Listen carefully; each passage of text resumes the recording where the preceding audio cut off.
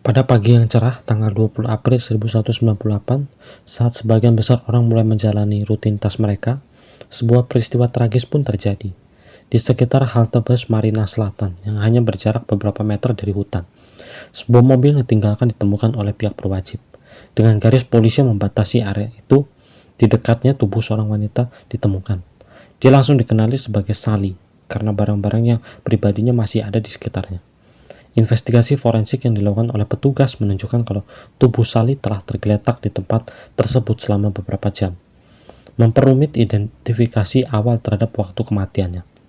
Penemuan ini memicu spekulasi yang melibatkan faktor-faktor kriminal yang mengarah pada dugaan penghabisan berencana yang dilakukan dengan sangat terorganisir. Pada waktu itu, Sally bekerja di bidang film-film independen dan iklan makanan ringan. Begitu polisi mengetahui identitasnya, mereka segera memberitahu ke keluarga Sally, termasuk suaminya bernama Lee Bon Sang. Kabar duka ini menghancurkan hati keluarganya, terutama suami dan dua anak mereka. Dalam kondisi yang penuh duka dan keterkejutan itu, keluarga Sally mengajukan berbagai pertanyaan kepada pihak berwenang, terutama mengenai bagaimana tragedi ini bisa terjadi kepada seseorang yang dikenal baik dan penuh semangat. Rasa kehilangan yang mendalam ini diperparah oleh ketidakjelasannya awal mengenai penyebab insiden tragis itu terjadi, menciptakan atmosfer penuh ketegangan emosional yang meliputi keluarga tersebut. Lee menjelaskan kalau Sally meninggalkan rumah lebih awal pada hari itu untuk menemui klien. Seperti yang biasa dilakukan, dia mendengar percakapan telepon malam sebelumnya, dan seseorang meminta Sally untuk pemotretan. Namun dia tidak berpikir itu akan berakhir tragis. Sally ditemukan dengan luka serius di kepala dan tanda tusukan di pergelangan tangan, yang jelas menunjukkan kalau dia telah dihabisi dengan kejam. Awalnya tidak jelas apa yang menjadi motif di balik penghabisan itu. Namun Lee menyadari bahwa jam tangan Rolex yang biasa dipakai istrinya itu hilang. Detail ini memberikan identifikasi bahwa penghabisan tersebut mungkin didasari oleh motif materialistis yang penuh perhitungan. Fakta bahwa pelaku memiliki waktu pagi hari untuk menunjukkan tingkat kalkulasi yang cermat dalam menghabisi keberadaan saksi, menghindari keberadaan saksi mata maksudnya. Polisi kemudian bertanya kepada Lee mengenai istrinya yang seharusnya bertemu dengannya keesokan hari. Lee menyebutkan kalau klien bernama Leo. Setelah dilakukan penyelidikan lebih lanjut terungkap bahwa Leo ini bukan nama asli, melainkan hanya nama panggilan. Namun sebenarnya Blair Joe yang dikenal dengan nama Dan Caris Badle, ia adalah pria berusia 23 tahun yang berasal dari latar belakang yang cukup unik. Keberadaan nama samaran tersebut mencerminkan upaya untuk menyamarkan identitasnya, yang semakin mempersulit proses penyelidikan awal. Keahlian Lee Jor dalam menggunakan identitas palsu menunjukkan kalau ia telah mempersiapkan tindakan kriminal ini dengan tindakan yang sangat cerdik yang nggak biasa. Meskipun pamannya adalah seorang sultan dari keluarga kerajaan Melayu, Jaris bukanlah pewaris langsung kekayaan tersebut.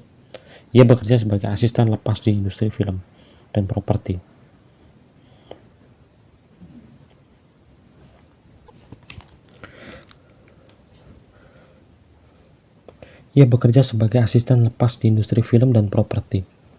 Keterlibatannya dalam industri kreatif seringkali membawanya bertemu dengan berbagai individu yang berpengaruh, termasuk model dan aktris seperti Sally. Hal ini memberikan peluang baginya untuk merencanakan kejahatan dengan akses langsung ke calon korban. Hubungan profesional yang ia jalin dengan berbagai individu tampaknya menjadi kedok untuk mengetahui tersembunyi yang berkaitan dengan tindakan kriminal, menciptakan jejaring kompleks yang sulit ditelusuri oleh pihak berwajib. Jaris telah menghadapi banyak cobaan sejak masa kecilnya. Ketika ia berusia 2 tahun, orang tuanya bercerai, dan ia dibesarkan bersama saudaranya di Singapura oleh ibunya. Ibunya kemudian menikah lagi dengan pria bernama Robert C., yang dikenal sebagai orang yang kasar.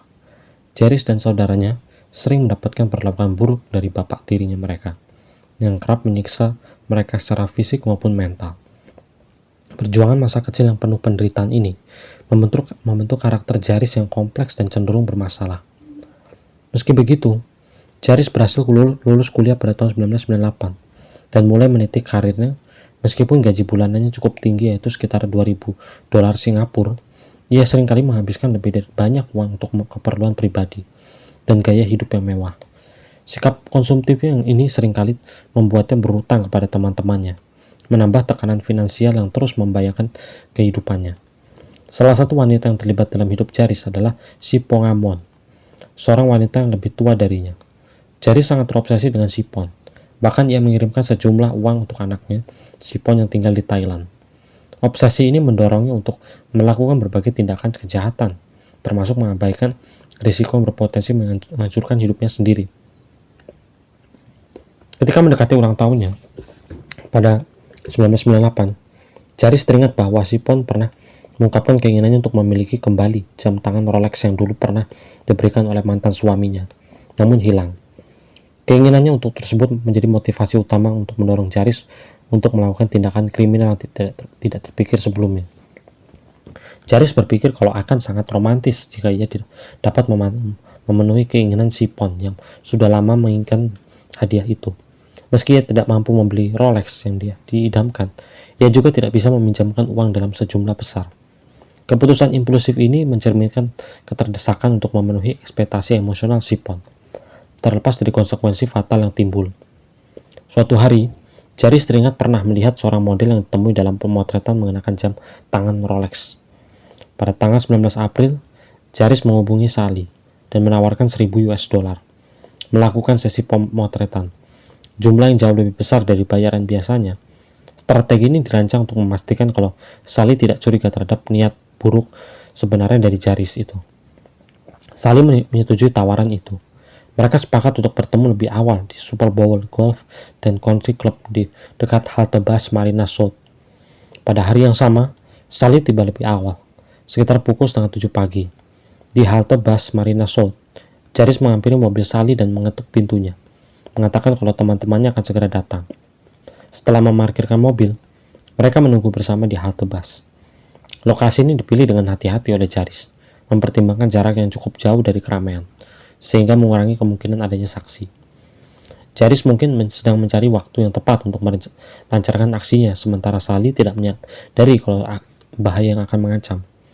Tiba-tiba, Jaris memukul kepala Sally dengan benda keras, menyebabkan wanita itu pingsan. Kemudian menyeret tubuh Sally ke arah rumputan sekitar 10 meter dari halte bus. Rencana yang terperinci mencerminkan tingkat kejahatan yang telah direncanakan dengan matang. Setelah sadar, Sally berusaha melarikan diri, namun Jaris berhasil mengejarnya, memukulnya kembali hingga tak sadarkan diri. Setelah itu, ia menghabisinya agar tidak terbangun.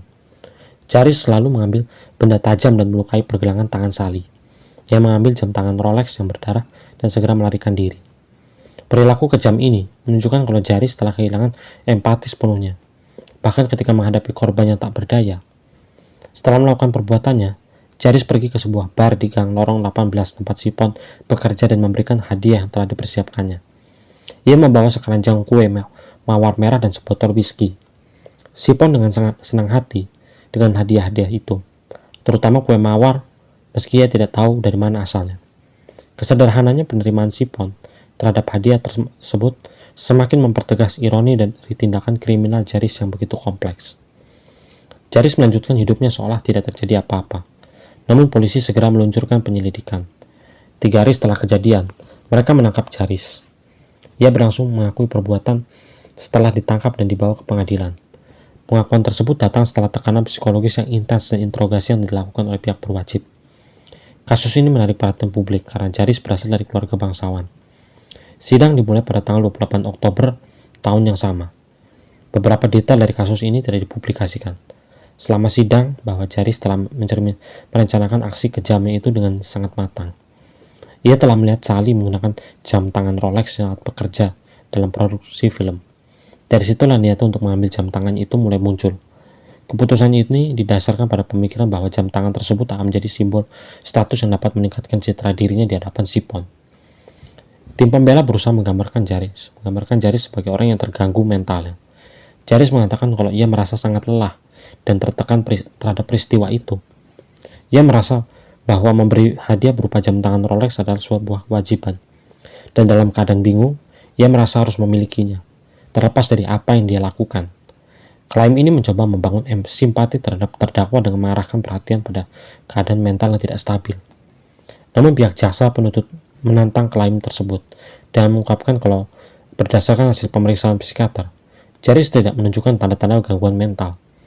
Psikiater menilai bahwa ia hidup normal, memiliki pekerjaan tetap, serta hubungannya stabil dengan pacarnya sebelum kejadian itu.